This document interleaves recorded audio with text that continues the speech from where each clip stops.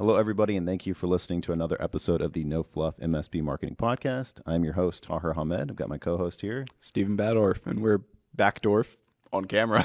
Or Backdorf on camera. Oh, yeah. So when you are posting content about 10 technologies for your home or smartwatches or iPads and you don't really support iPads, all of this stuff, Google doesn't know what the hell you're doing. They don't know how to refer you or get you up on the rankings. Mm-hmm. So your website just gets harder and harder to rank because you've got a bunch of insignificant, irrelevant content on your website. Now, if you're posting content like that on your social media just to engage with your followers, like, hey, check out this sweet new, iWatch that I got or that I reviewed or whatever, that's actually totally fine. That's totally fine because the people on your social media, they already know you and like you're a tech guy and you want to talk about different techs. Mm-hmm. Totally fine to do that. Like don't mishear me here. I'm not saying you can't talk about outside content outside of just B2B technology. That's not what I'm saying. What I'm saying is your website needs to be high intent, highly relevant to a business to business audience so you can rank for those types of keywords and get people to your website. And when you do get people to your website from some other means outside of SEO, and they're seeing all this random content, it's kind of distracting from your core focus of what you do. They're like, oh, wait, can I call them about my home computer issue? Like, it just confuses the consumer, and there's no value. So these auto blogs, they just have to stop. And every time I've seen auto blogs from different providers, they want to do quantity. Like sometimes it's like 2-3 blogs a week. I'm like, there's just no point in having that many blogs on your website. So if there's one thing you get from this today, blogs on your website need to be focused on B2B, relatively high intent with a potential search volume. And that's it. Even if you're only posting one blog a week or one blog every 2 weeks, that's totally fine. So much better to have quality on the blog than quantity that just makes it harder for you to rank for the stuff you want to rank. Here's an example.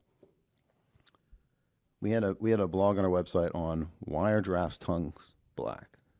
It was like the top link, right? It was a top link in the world when somebody searched that keyword. Which is not good.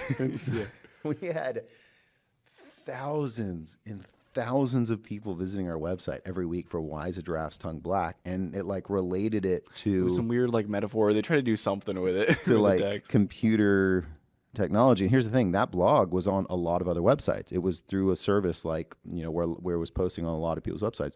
But for some reason, Google liked the one that was on our website, and that's the one that blew up. So again, that's an example of just because there's duplicate content on websites doesn't mean it's impossible to rank. That's just not true. It's a fallacy. Mm-hmm. Trust me. We post on our peer groups the same blogs are sometimes, and sometimes one of the peers ranks really well and gets leads from a blog that's on 4 other websites, right? So that's just a fallacy.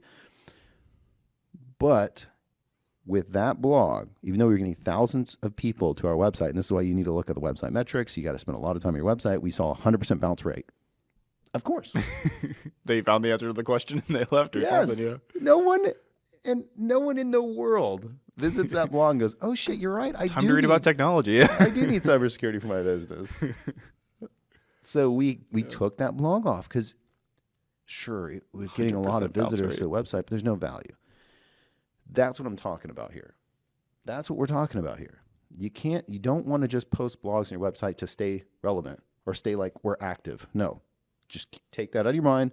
Take that the blogs are going to be just helpful resources when people land on your website. Take all that out of your mind. Mm-hmm. I'm telling you that you just got to cut all that out right now. And every blog on your website has to have intent. That's it. And your website will do better over time. I promise you.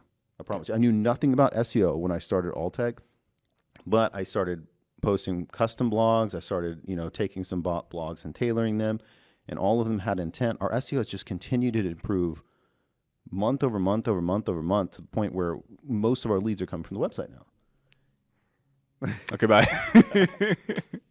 All right, y'all. Thank you so much for listening. We really appreciate it, and we will see you on the next one. Yep, thank you.